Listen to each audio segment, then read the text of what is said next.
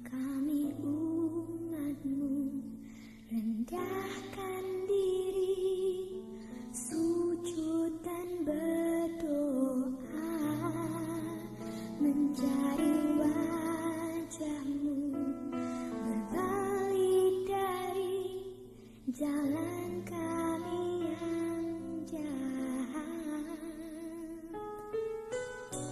Oleh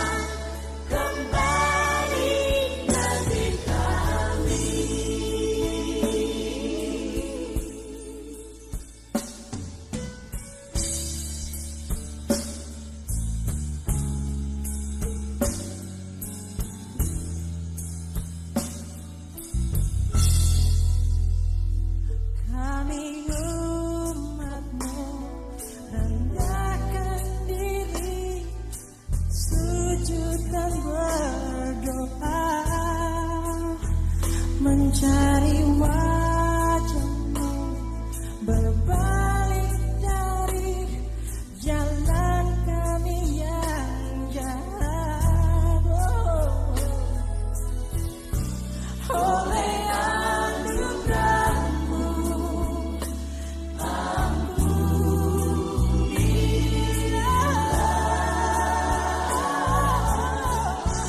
oleh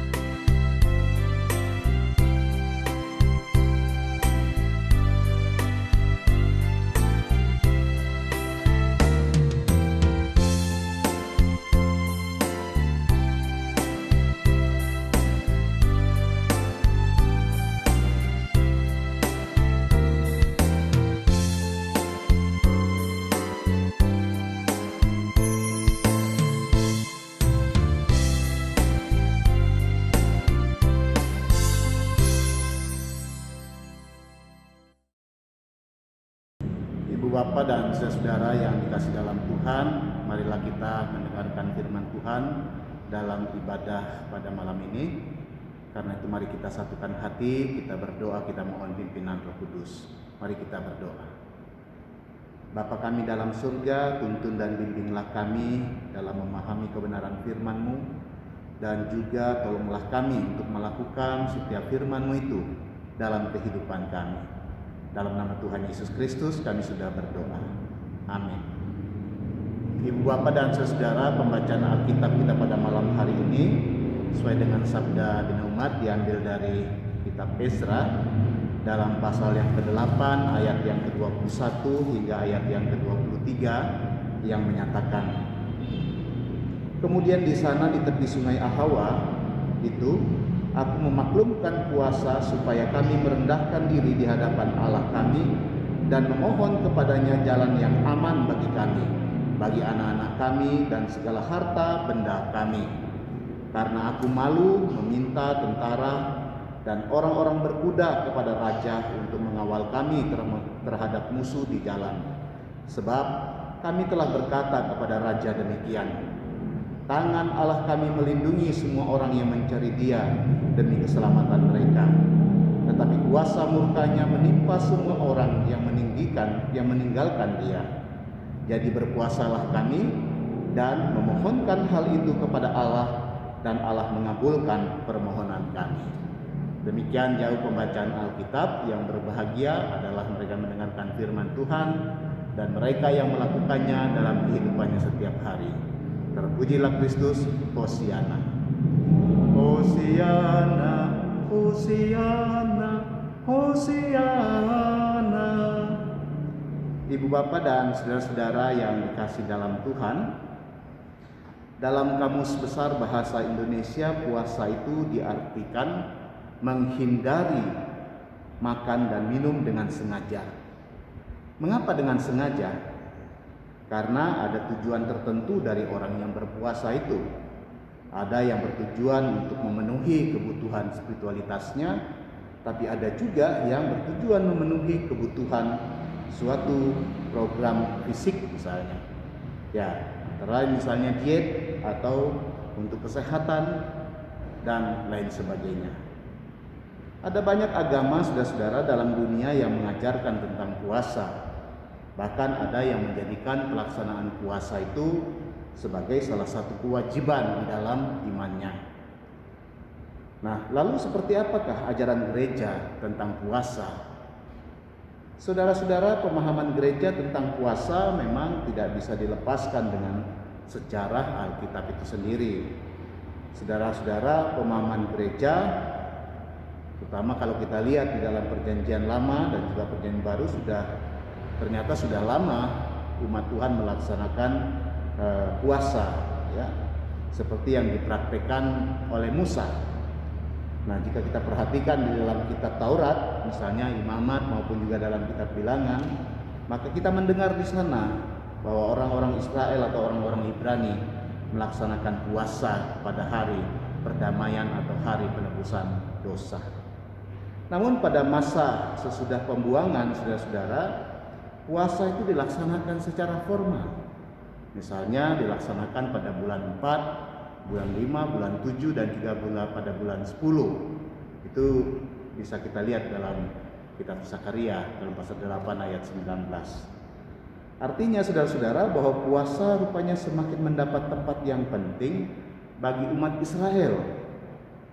Puasa dalam Perjanjian Baru pun juga demikian.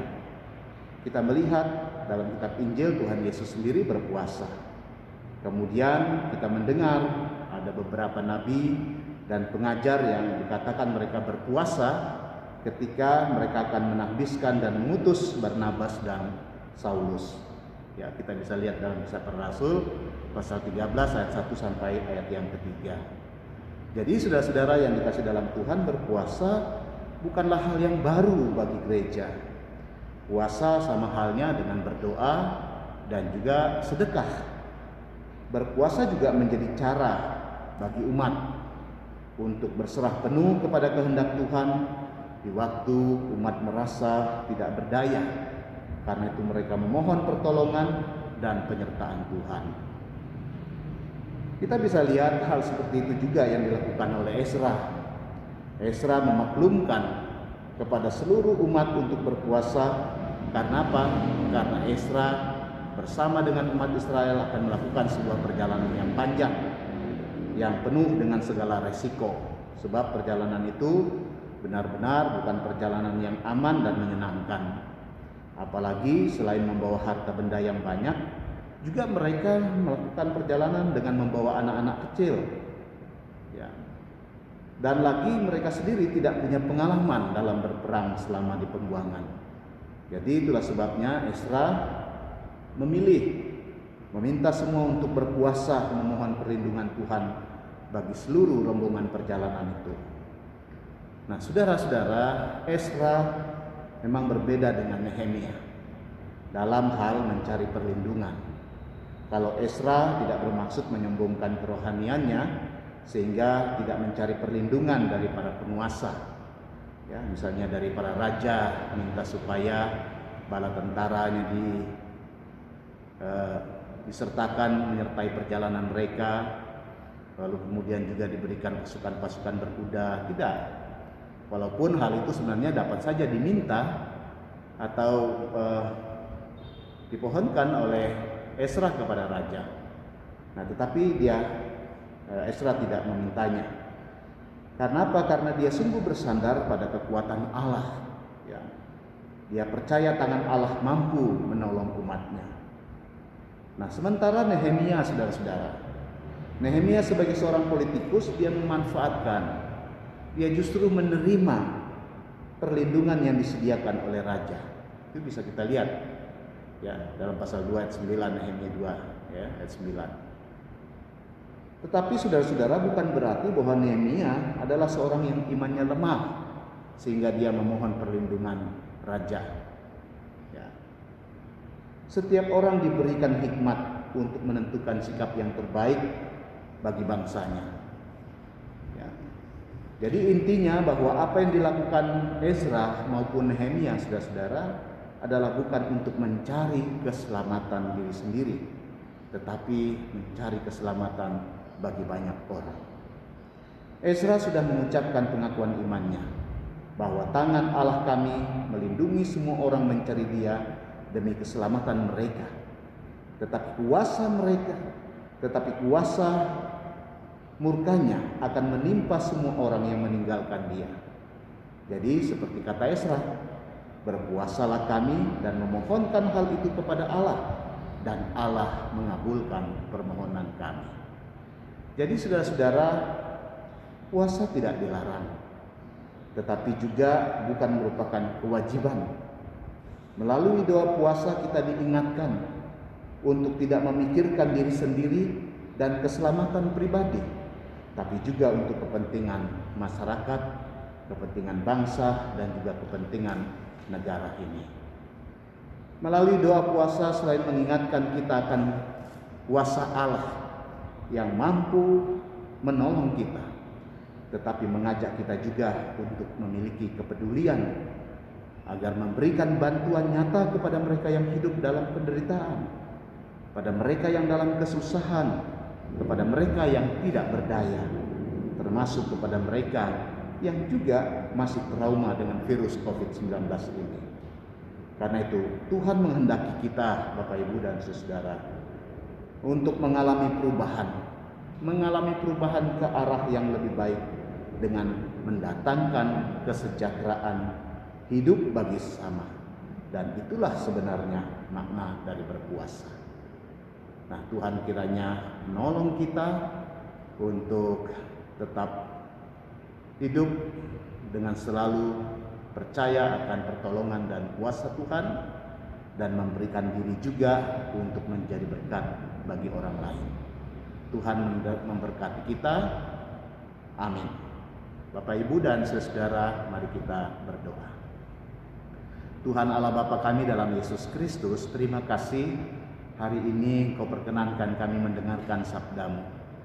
Pada kesempatan hari ini kami mau berdoa, biarlah Tuhan menolong kami, memberikan hikmat di dalam kami menjalani hidup, Kami tetap senantiasa percaya bahwa Tuhanlah Allah kami yang mampu menolong kami.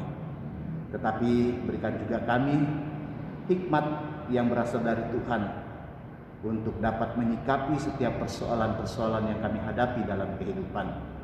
Biarlah kami tidak hanya dipakai oleh Tuhan sebagai pribadi, tetapi melalui diri kami juga menjadi berkat bagi orang lain.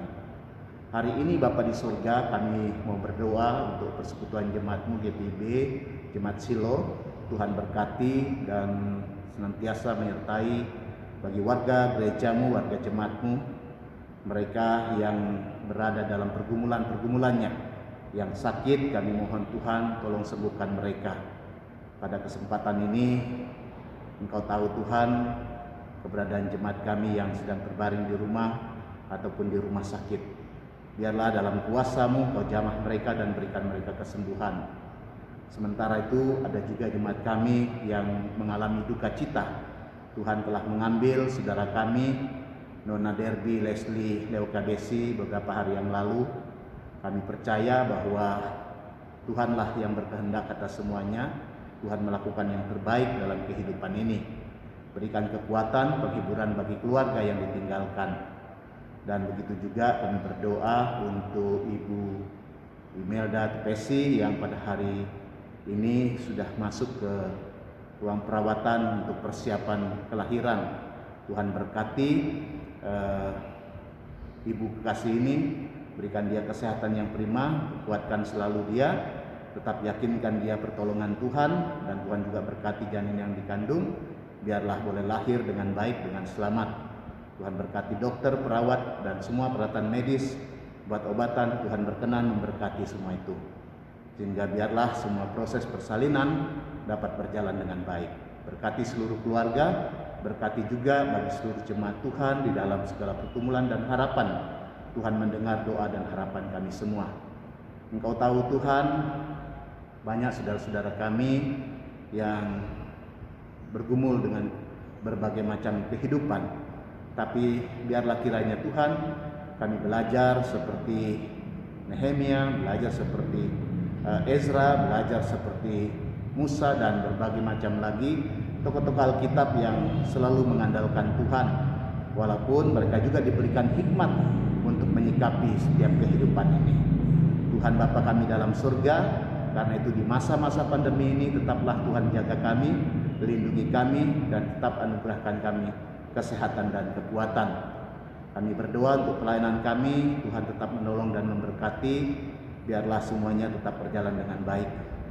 Bapa di surga, di minggu-minggu ini, bagi saudara-saudara kami yang diberkati dengan ketambahan usia, Tuhan berkati mereka, biarlah sukacita yang mereka boleh peroleh dalam hidup itu senantiasa mereka naikkan kepada Tuhan, sambil tetap menyerahkan hidup mereka untuk kemuliaan bagi nama Tuhan. Anugerahkan umur panjang, kesehatan, dan segala berkat-Mu beserta dengan mereka. Inilah kami Tuhan, hanya kepadamu lah kami serahkan seluruh kehidupan kami, pribadi kami, keluarga kami, termasuk anak-anak kami, mereka yang sedang menempuh pendidikan, sedang berjuang bekerja, mencari pekerjaan, mencari pasangan hidup, dan segala harapan-harapan lainnya Tuhan senantiasa berkati, termasuk jemaat dalam usaha dan pekerjaannya, Tuhan yang memberkati.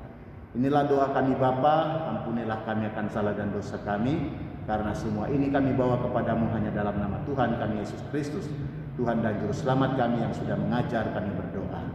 Bapa kami dalam surga, dikuduskanlah namamu, datanglah kerajaan-Mu, jadilah kehendak-Mu di bumi seperti di surga. Berikanlah kami pada hari ini makanan kami secukupnya, dan ampunlah kami akan kesalahan kami, seperti kami juga mengampuni orang yang bersalah kepada kami. Dan janganlah membawa kami ke dalam pencobaan, tetapi lepaskanlah kami daripada yang jahat. Karena Engkaulah yang empunya kerajaan dan kuasa dan kemuliaan sampai selama-lamanya. Amin. Terima kasih, Tuhan berkati kita semua. Selamat malam.